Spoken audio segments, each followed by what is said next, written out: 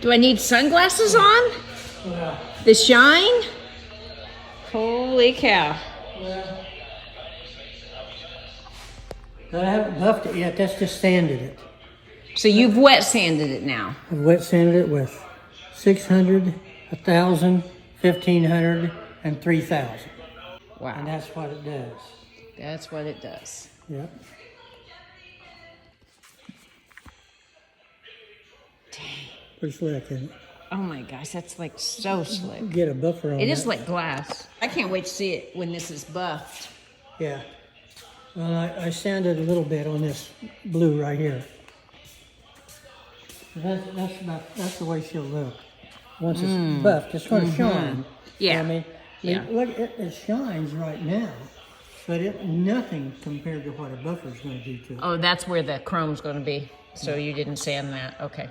The first fender you painted was here, and you were not happy with the way the paint looked when it was laying there. So tell us what you did about that. Well, there wasn't anything wrong with it. I just didn't like the way it was splattering on the fender.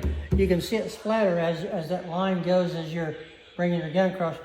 It was just a little too heavy. It wasn't laying down quick enough. And I was afraid if it dried too quick, it would be lumpy.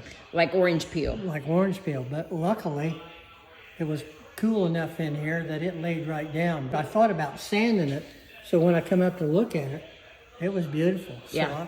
I didn't So have you to. second coated right over it, and Yes. Yeah. and there it is right See, there. So you look into that, there's nothing there. It's like a paint chip.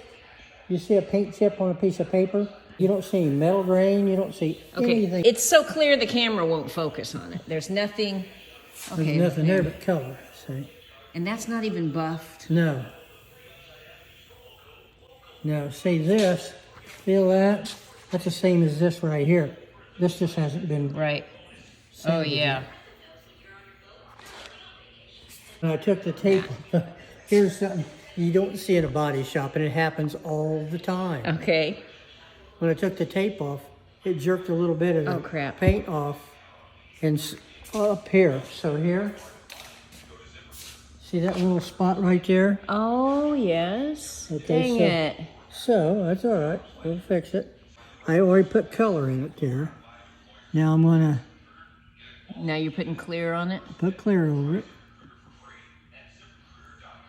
and that is going to blend in. Well, yep. I'll put 4 or 5 coats of this on there. And when I block sand that, it'll block it flat and you'll never see it. We'll see. Hey, we got our eyes on you. We'll see. Yeah. Yeah, you know, like people talking about, why don't you paint in a garage? You'd have to add another $25,000 to the price of that car to buy a paint booth. Right. Then you're gonna have to put it up somewhere. So there goes half your garage space. Right. When you get done painting it, you got to tear it down if you don't have room. So this works fine. You cannot show me a speck of dirt in that car. Right. Period. None. But you So- couldn't do that for a living. You couldn't do that every day. Right. Not in your barn. Not in your garage. No. Yeah. In fact, I have a friend right now that was waiting on it to quit raining so he could paint a car outside. It's sitting out there wet. He's gonna go home, dry it off, and paint it right outside. I'll be darned. Now, when it gets done, you'll never know that. He's a good body painter. man. Yeah. Very seldom are you ever going to find a car that was perfect when they get done. I've never seen a perfect one yet. This one's going to be a long ways from perfect. I don't care. It's going to be as good as I can get it. And I've never spent this much time painting a car. Never, ever. What about Pinky though? Well, yes, I Yeah. have. That was back in the days of lacquer. I Okay. put 100 coats of lacquer. Right. And now you can see why you don't do that. It's And cracked. why? It's all cracked. It's all cracked. Yeah. That's the way my Bentley's starting to crack. Yes, I see Because that. they put 48 coats on a Bentley when they build them. Really? Yeah. So eventually it's going to crack. This should not crack. This new kind of paint should not ever crack. I am very, very tired of sanding on this car. God, you've sanded for weeks now. I've sanded this light blue 4 times today. Looks like a big old bird flew over. flock of birds have been sitting on your car. I'm doing the easiest part first. Yeah. I can stand up and do that. Yeah. I'm gonna sand the doors, and then I'm gonna put it on the lift All right. and sand the fenders. All right. Then I can raise it up and get to it. What is the worst thing that could happen when you're painting a car? A run? Oh no. A scratch? There isn't anything you can't fix. There isn't anything that could happen that you can't fix. So when you were first painting that car and you weren't happy with the first few sprays of paint on that fender, but had it not worked out, what would you have done? You just sand it. You wet sand it because it's fresh paint. But I would wait maybe an hour.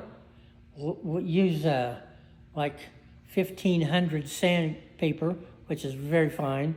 I would wet sand that, wipe it off, and shoot it. Everything's fixable, right? Everything. If you used to scratch that right now, you just have to go back in there and feather it all out, repaint it, redo it again, but you can fix it. If you were to drop something and it scratched here, would you, on this type of car, just fix that little small spot, or would you do the whole back quarter panel? Just that spot. Just that spot, yeah. Because you would, it's fresh paint. Mm-hmm. So you would wet, of course, everything would be wet sanded. You have to wet sand the whole car. Then you would put your color back on it, and then you would clear that area. And you might want to clear the whole panel, just for good luck. Right. So instead of sitting in there watching TV, I sit out here and talk to my car. They don't give me any back talks, you know.